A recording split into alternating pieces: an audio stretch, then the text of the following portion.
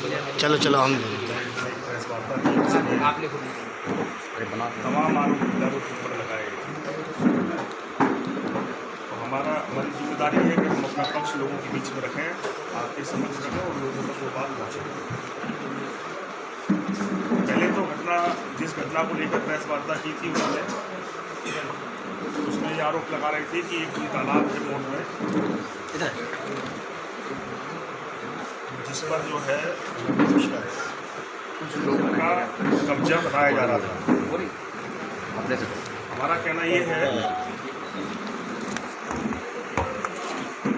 कि वो नगर पंचायत की जगह है और एक पार्टी से उस नगर पंचायत वर्सेस किसी का मुकदमा चल रहा है और ये 20 साल पुराना मसला है। 2004 में नगर पंचायत ने नोटिस देकर उस तालाब को पार्टी के खिलाफ कार्रवाई की बात कही थी। पार्टी का नाम भी बोल 2004 वो नोटिस भी देंगे। तब से वो विवाद उनसे बीच में चला आ रहा है। हमारा दोष और अपराध से खुलासा है कि इन पिछले 16-17 वर्षों में हमने 2004 और 5 और 6 में 2 भगवान की श्रीमद् भागवत कथा कराई और लड़कियों की शादी करने का एक सौभाग्य मिला हमारे जीवन में। उसके बाद पिछले 15 वर्षों में ना तो हम उसमें कोई आयोजन किए ना हमारा कोई उससे वास्ता है। ये बात साबित करके इससे बदनाम करने की कोशिश है। आज वो तालाब नगर पंचायत में दर्ज है। नगर पंचायत से विधायक जी कुछ समय पहले एक एप्लीकेशन देते हैं कि इसका एस्टीमेट बनाकर तालाब के निर्माण की व्यवस्था बनाए। नगर पंचायत तत्काल शीघ्र उसके एस्टीमेट बनवाती है। एस्टीमेट बनवाकर जिलाधिकारी के माध्यम से उसको प्रेषित किया जाता है। लेकिन तालाब बनाने का मकसद नहीं था। पिछले कुछ समय से विधायक जी जो है एक नई राजनीति कर रहे हैं। ये एनजीओ का नाम लेकर मिट्टी बेचने का धंधा कर रहे हैं काफ़ी दिनों से। बालू का धंधे में तो सब जगह शामिल हैं ही। ये शिकायत उन घाट की करते हैं कि अवैध खनन हो रहा है और कुछ दिन के बाद जब एडजस्टमेंट इनका भतीजा या भाई कर लेते हैं तो उसके बाद वो शिकायत रुक जाती है। ये मुख्यमंत्री का नाम लेकर मैं कह सकता हूँ इस जनपद का शायद कोई विभाग हो जिसमें कोई ना कोई शिकायत करा के उस विभाग के अधिकारियों से या लोगों से किसी ना किसी रूप में इनके लोग कोई ना कोई लाभ उठाने की कोशिश करते हैं।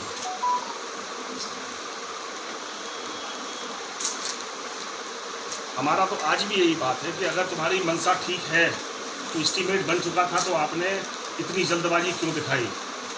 आपने मोट के तालाब की भी मिट्टी बेची है, जो नगर पंचायत की भूमि थी, मिट्टी थी उसकी, और बेचने के मेरे पास बहुत सारे प्रमाण हैं। मैं आपको भी कह सकता हूँ, वो नाम भी आपको सामने रख रहा हूँ कि किन किन लोगों को कितने कितने रेट में मिट्टी बेची है उन्होंने। मैं चाहता हूँ कि आप भी इन सब बातों की पुष्टि करें अपने माध्यम से। मैंने कहा कि मेरी बात झूठ निकलेगी तो राजनीति छोड़ दूंगा। क्या विधायक जी छोड़ेंगे राजनीति? ये धंधा कर रहे हैं राजनीति इस पे एनजीओ का नाम देकर। इसको कितने रेट में मिट्टी बेची है मैं आपको सूची दे रहा हूँ। आपके सबके पत्रकार वहाँ मौजूद हैं, आप जानकारी करें। मैं पूरी चुनौती देता हूँ। यही काम गुजरात में किया था इन्होंने। मशीन वाले से रेट तय कर दिया, भतीजा जो प्रॉफिट आया बांट दिया। तो रोज का लाख 2 लाख का धंधा है। मिट्टी के नकट्टर भरवाने के नाम पर, बिकवाने के नाम पर बीच में बिजनेस है। अरे आप सरकारी जमीन कैसे खोद रहे हैं? आप तो विधायक हैं, आप तो नियम जानते हैं। किसी भी सरकारी भूमि पर कोई एनजीओ काम नहीं कर सकता। आपके पास एनजीओ क्या काम करता है? एनजीओ श्रमदान करता है, मिट्टी उठा के वहीं डालता, बेचता नहीं है एनजीओ कोई। किसी एनजीओ को बेचने का राइट नहीं है मिट्टी को। वो श्रमदान कर सकता, मिट्टी के उसमें योगदान कर सकता, लेकिन मिट्टी वहीं से उठा के डाल सकते हैं आप। लेकिन बाजार में ट्रॉलियों से मशीन लगा कर नहीं बेच सकते। जिस समय मजदूरों की मारामारी है, मजदूर परेशान है, मनरेगा पर जोर है, सरकार कह रही है कि हम रोजगार देना चाहते हैं, कोरोना ऐसी महामारी घेरे है जनता को, तेजी से संख्या बढ़ रही है, इतनी जल्दबाजी क्या करनी पड़ रही थी कि एस्टीमेट तैयार होने के बाद मशीन लगाकर खोदने लगे आप। अरे अगर जनहित में काम ही करना हो तो मजदूरों को लगा देते आप। मजदूरों से कराया जा सकता था। एनजीओ भी मजदूर से काम करा सकता है। मशीन नहीं चला सकता, खनन नहीं कर सकता एनजीओ को। तो मैंने कहा कि ये घबराहट थी उनकी, क्योंकि वो गलती कर चुके थे। और मैं आपके माध्यम से कह रहा हूँ कि अगर विधायक जी की नीयत ठीक है तो तालाब को पैसा सेंक्शन कराएं, अपनी नगर पंचायत भी अपना पैसा खर्च करे। आप जितना पैसा विधायक जी अपनी विधायक निधि से देंगे उससे 1.5 गुना पैसा समाजवादी पार्टी अपने सांसद विधायकों से लाकर देगी और झांसी का सबसे सुंदर तालाब बनाएंगे उसको। लेकिन हमें मालूम है, क्योंकि इन्होंने कोई निर्माण कार्य नहीं किया पिछले 3-3.5 साल में, ये मुकाबला नहीं कर सकते हमसे। हम विधायक से हमने बांध बनाया था इस पर 700-800 करोड़ की लागत से, जो बांध उस विधानसभा क्षेत्र के नहीं बल्कि बहुत सारे लोगों की तकदीर बदलने वाला था। कब्जा कब हुआ? आपके शासनकाल में हुआ? आपसे मैं कह रहा हूँ ना, कब्जा नहीं हुआ, कभी कब्जा था ही नहीं उस पर। आप ये देखिए ना, आपको मैं अभी एक नोटिस दे रहा हूँ, जो नोटिस नगर पालिका ने उस पार्टी को दिया था आज से 20 साल पहले। विधायक जी ये तो मानते हैं कि वो पुराना तालाब था, प्राचीन तालाब था। बिल्कुल, आपकी सरकार रही, 2 बार आप विधायक रहे, उसी क्षेत्र से रहे, पर आपने उसका जीर्णोद्धार क्यों नहीं अब करा? उसकी वजह जानिए ना, पहले आप इसको पढ़ लेंगे तो ये गलतफहमी दूर हो जाएगी आपको। एक्चुअली वो तालाब बीच बस्ती में था और किसी की निजी भूमि पर था। तालाब उन्होंने स्वयं अपने पैसे से बनवाया था। जब वो तालाब महामारी का कारण बन गया तो नोटिस देके आज से 16-17 साल पहले, ये नोटिस है सरकारी अधिकारी का, नोटिस देके कि उसमें जानवर मरने लगे, कूड़ा डालने लगी नगर पालिका, महामारी फैलने लगी। इतना छोटा एरिया है। हम आपसे कह रहे हैं तालाब के नाम पे राजनीति कर रहे हैं। कहाँ से पानी आएगा बीच बस्ती में तालाब में, बता दीजिए हमें आप। अच्छा भाई साहब, इतने छोटे एरिया में तालाब बन सकता, उसमें नहीं बन सकता। पार्क बन सकता, उसमें स्पोर्ट्स चीज़ें बनाई जा सकती जनता के लिए, बच्चों के लिए। स्विमिंग पूल तो या तरन ताल तो बना सकते हैं आप बैडमिंटन कोर्ट बना सकते हो, उसमें बढ़िया लॉन टेनिस कोर्ट बना सकते हैं, बच्चों खेलने के लिए स्पोर्ट्स कैंपस बना सकते हो उसको। लेकिन तालाब कैसे चलेगा वो? अभी आप कह रहे थे, अभी आपने कहा कि अगर वो तालाब बना के तो हम 1.5 गुना सहयोग करेंगे। इसीलिए कहा हमने, पानी का सोर्स बताएं कैसे भरेंगे उसको, कैसे भरेंगे। जिस व्यक्ति को नगर पंचायत ने जिस व्यक्ति को नगर पंचायत ने आज नोटिस दिया, उस व्यक्ति से क्या आप ये बात मैं आरोप लगा रहा हूँ, मैं चाहता हूँ आपसे 2008 में आपने उस व्यक्ति से एग्रीमेंट किया इस बात का कि आपकी और मिल के खुलवा लो, दुकानें बना लो, आदि आदि। जब उस व्यक्ति से झगड़े में उसने अपना दावा पेश किया तो आपने क्या हमारे पढ़ाई इतने करोड़ों रुपए लगते हैं, इसका पैसा दे दो। अगर ये बात सच वो व्यक्ति पीछे हट गया, उसके बाद आपने अगर ये बात सच निकलेगी, राजनीति में कभी शकल नहीं दिखाएंगे आपको। ये घटनाएं बना चढ़ा के सुनाने वाले लोग हैं। आप मालिक से मिलिए ना उससे। इन्होंने 3 बार फोन किया उसको ब्लैकमेल कर, अभी कूदने के पहले। उसी का बयान है, मैंने कहा ये उसी व्यक्ति का बयान है। पहले अब आप उसका बयान ले लेंगे, मैं क्या राजी छोड़ दूंगा अपनी। तत्कालीन जो डीएम थे उस वक्त के राजीव अग्रवाल जी 2007 या 7-8 की बात है, ठीक है, उनका जाना वहाँ हुआ था। बिल्कुल हुआ था। और उसमें कोई कार्रवाई के लिए भी बात हुई थी? बिल्कुल हुई थी। और उस वक्त क्या हुआ था? देखिए, हमने आपसे बताया ना कि जब ये आयोजन हो गए, लाखों लोग इकट्ठे हो गए, तो जो पॉलिटिकल लोग हैं उनके दिमाग में दूसरी बातें खोजना शुरू की। आप बताओ 2007 में अगर ये हुआ था और आज 20 है, कितने साल हो गए? 13 साल हो गए। अगर कोई आदमी पैसा लगाए, लिखापढ़ी करने का एग्रीमेंट कर, 5 साल हमारी बहुमत सरकार थी, सब कुछ था, क्या हमने उसके तालाब में कोई दुकान बना ली? 1 डिसमिल की लिखापढ़ी नहीं है। कोई ऐसा व्यापारी ऐसा व्यापार कर रहे हैं, आप दूसरे के नाम पे कर रहे हैं। मैं तो आपसे कह रहा हूँ, मेरी हद में दान कर दी। पहली बात तो मेरा दुनिया से कोई वास्ता नहीं। मैं आज कह रहा हूँ, उसमें जीवन मेरे जिंदा रहते कभी तालाब के अलावा या किसी स्पोर्ट्स कैंपस के अलावा कोई कुछ नहीं बना सकता। तो बनाएगा तो मैं मेरी बात सारी बात झूठ मानी जाए।